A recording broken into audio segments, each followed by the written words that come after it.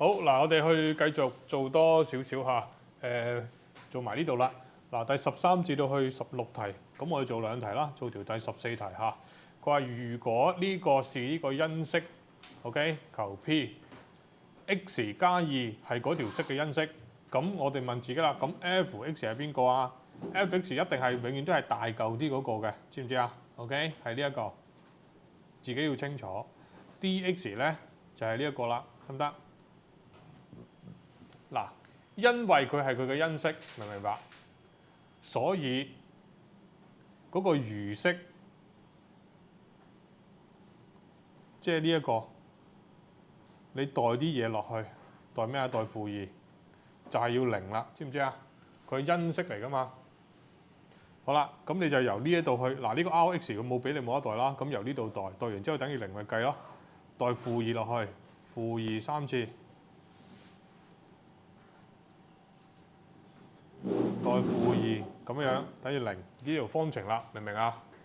好啦，呢度係負8，呢度咧係正4 16，呢度係2p 減6等於0，呢度咧係2加 2p 等於0，所以個 p 等於1，咁就做完㗎啦。OK 啊？總之佢係嗰個因式，你就可以咁樣做啦。好，我哋去到一條第16題。呢個係可以俾佢整除喎，咁即係你要認到 f(x) 先，2x 3次減去 mx 2次 ，mx 2次，再減 2x 再加 m， 係佢俾佢整除，即係呢個 dx 啦，就係等於翻我哋嘅 2x 減1。好啦，因為整除即係點啊？即係嗰個餘式等於0，明唔明白？餘式即係呢一個等於代啲嘢落去，佢要等於0嘅，代咩落去啊？呢個等於0計 x 代1/2，明唔明？咁我哋咪代落去咯。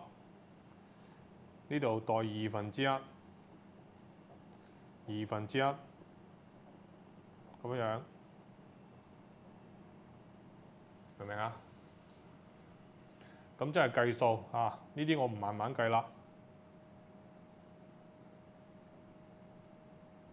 咁樣，咁當我哋唔中意分母，全式乘4 ，OK？ 右手邊0乘4都係0㗎嚇，3m 啦，減3等於0啦，所以個 m 計等於1，又係1啦。